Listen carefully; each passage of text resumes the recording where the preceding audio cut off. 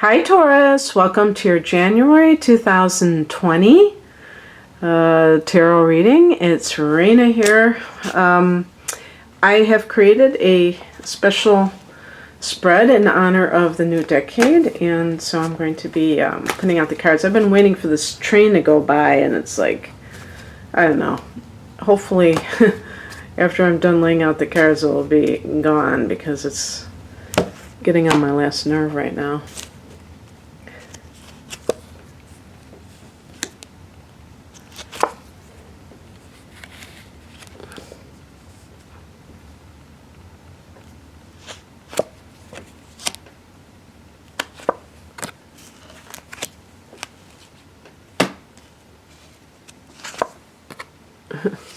Lots of swords in this reading. Okay. So how many swords do we got? We got 1, 2, 3, and even the Justice card is holding a sword. The swords relate to air signs. So Libra, Aquarius, or Gemini. It's funny because I was getting a little distracted because I noticed I had like a little pile of cards over here, but I chose to focus on those other cards, so whatever. In any case, the card in the middle of this is the first card, is supposed to be, trying to make it so you can see better, your life right now, which is the Justice card. This can be that you feel a sense of balance in your life. The Justice card is connected to Libra. There might be a Libra person, especially since there are other cards. This can be some kind of a legal matter that is consuming your life. Wanting justice, wanting fairness. If you feel like you're not being treated fairly at work or in the home.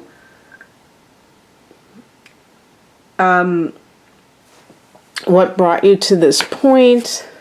We have the Four of Swords. So that almost suggests like a marital issue where you were separated from somebody, maybe taking time out for yourself so that you could kind of get your head clear about a matter.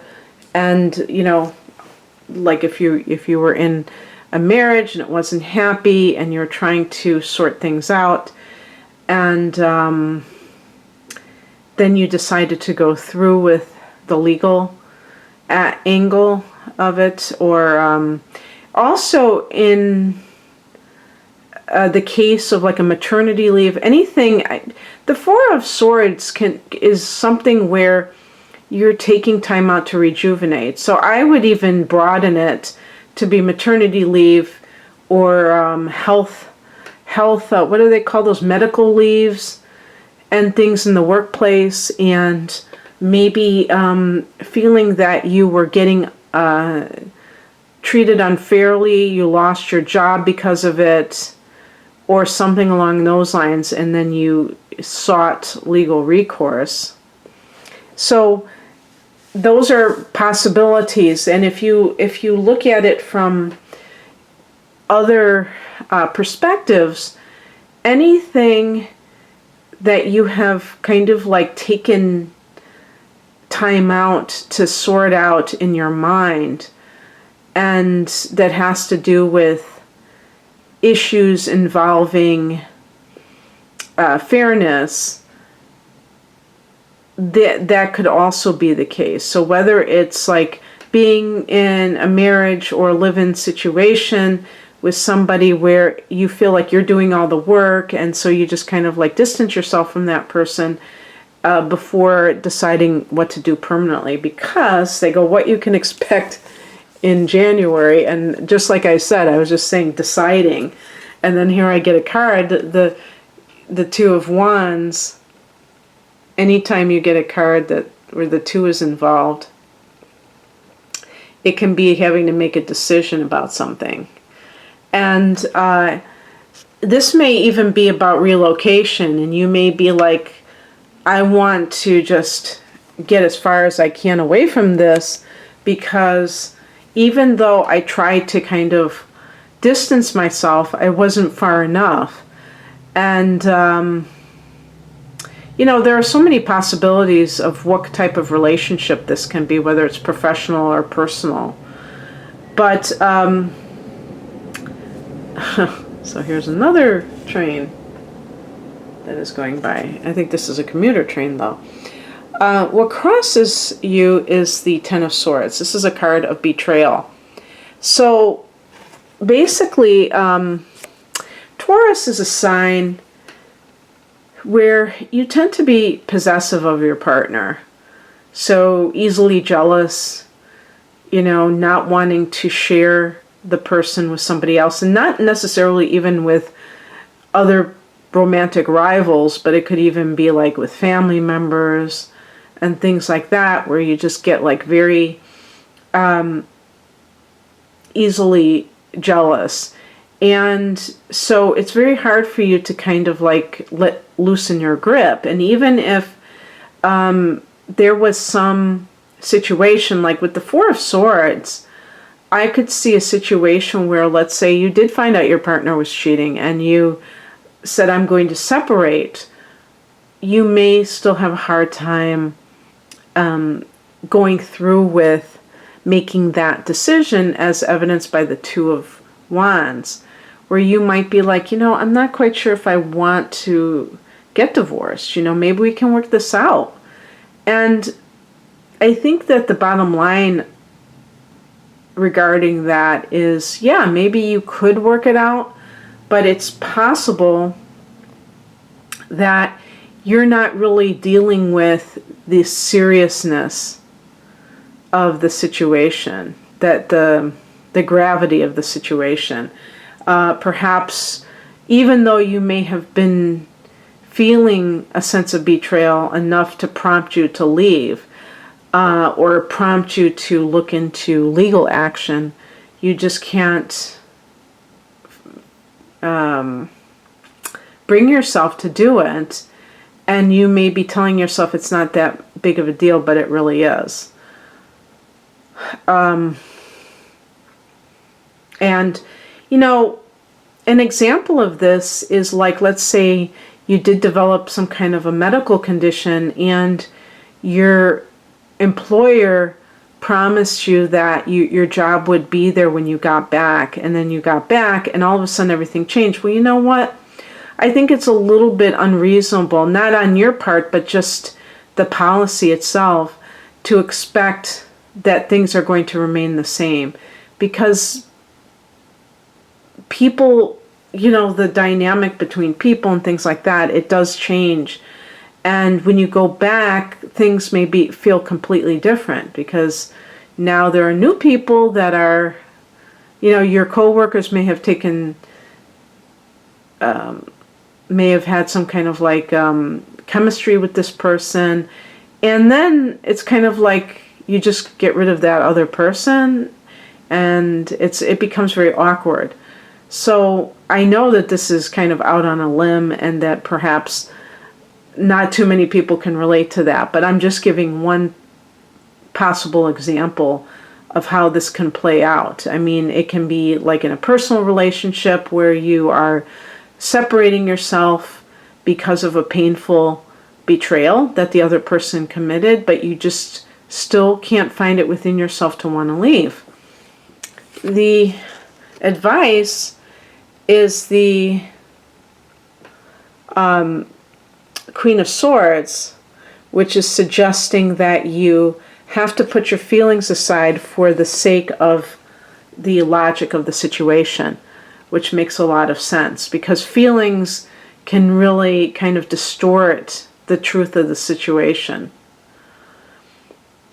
And this can also be if the other party has developed some kind of a romantic attachment to somebody, where it isn't just about some random one-night stand or something, but this is an ongoing relationship, and you're still treating it like it's no big deal. So it might be kind of a little bit delusional because of your own upset, where you are not seeing things as they really are, because if you did see them that way, it would be very hard to tolerate. It would feel very uncomfortable to really absorb the truth of that situation. And the outcome is the Three of Pentacles. This is the Architect's card. I got this for another sign as well. I can't remember if it was Capricorn or not. I think it was like Capricorn. But this is a card that, like, in the workplace, I mean, this could be like co-workers and things like that. So this can be a situation where your co-workers come to your defense, or that they, you know, they help you in some way, and you kind of like are able to reunite with them. In some cases, this can be about you, to me, starting a new life that is much more grounded than what you have been dealing with. Because with the Swords, there can be a lot of, you know, thinking too much about things and drama, stress, and that kind of thing, you know, going on in your mind. You may have been, your mind might have been racing about a lot of things that felt anxious, and there's a stabilizing force with the Three of Pentacles. In personal relationships, this can be where you are, I don't think it would be starting, I think it would be like, the Three of Pentacles would be more like you building your own life, rather than with a partner, because that may have, unless, you know, in some cases this card, although this is a challenge card, it might be that you have a hard time getting over this betrayal. And so, but that might be a promising card, the Three of Pentacles, that you're able to get things back on track, and it's like you're closer than ever. I mean, yes, that could definitely be it. But also with the Ten of Swords, if you're not willing to like grieve the loss of something, you can't move on, because this is the card that is related to, the number 10 relates to the end of a cycle, and then you can rebuild your life.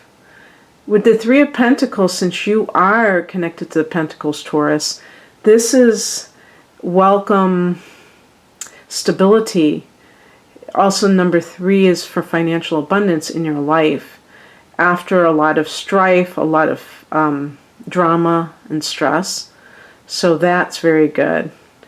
Okay, that's what I have for you. I hope that you enjoyed this. And by the way, I think one of the main reasons why this is true as well is because now that Jupiter is in Capricorn, it's forming a trine to your sun sign Taurus. So, you know, it's both earth energy, and that can create a sense of a greater ability in the next year to perhaps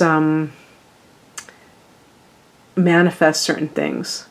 So that's good. So if you would like a personal, if you would like a personal relationship with me, you know, no, if you'd like a personal reading, please visit my website, rainandmoonastrology.com. The link is below for that. And I hope that you have a great January. Take care. Bye.